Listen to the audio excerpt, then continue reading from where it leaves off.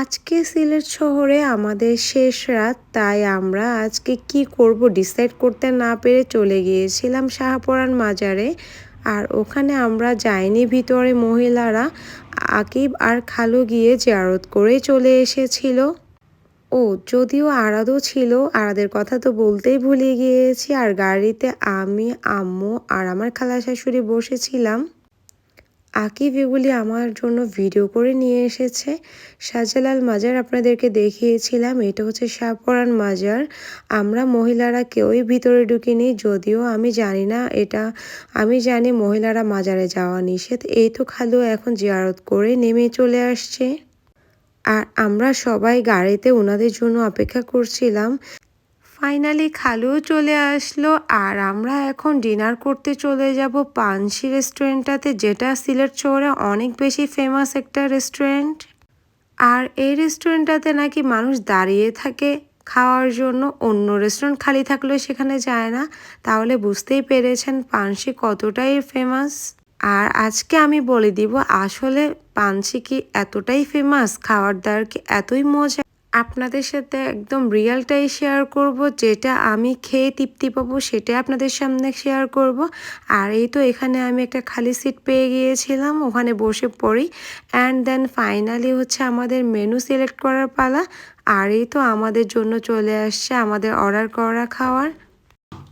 আর আমার খাওয়ারে ছিল শুটকি বোনা, ডাল তো ফ্রি ছিল, ভাতও ফ্রি ছিল ওদের। শুটকি বোনাটা অনেক বেশি মজা ছিল, ছিল ভাজি, আরও অনেক রকমের ভর্তা। আর এখানে খালু নিয়েছিল দেশি মুরগি, আন্টি ব্রয়লার মুরগি নিয়েছিল, আম্মু নিয়েছিল কালা বোনা, আকিব নিয়েছিল রোস্ট, আর আমিও নিয়েছিলাম বিফ কারি। আর সবচেয়ে বেস্ট মনে হয়েছে বিফ কারি। আর নিয়েছিল অসাধারণ চা, যেটা সবাই মিলে খেয়েছে। আরও ছিল মিষ্টি দই। অ্যান্ড দেন ফাইনালি আমাদের চলে আসার পালা চিটং শহরে। পরের দিন সকাল ভোরে আমরা বের হয়ে যাই, আর একটা সিএনজি করে এখন আমরা স্টেশন চলে যাব।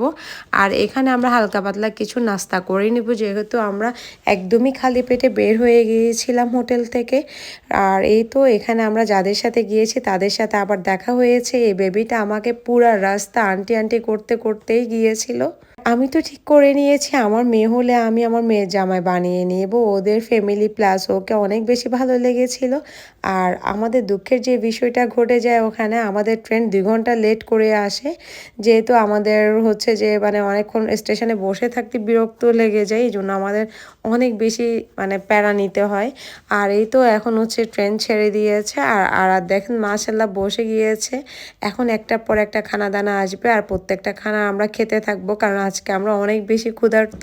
যাই হোক, এখন ট্রেন জার্নি করতে আমার বেশ মজা লাগে। এই তো আমার সেই কিউট মেয়ের জামাইটা দেখেন আমাকে আবার আন্টি আন্টি করে ডাকা শুরু করেছিল। আর এই তো সিলেট শহর ছেড়ে যাচ্ছি, শ্রীমঙ্গলের কাছাকাছি চলে আসছি প্রায় ট্রেন চলতে চলতে।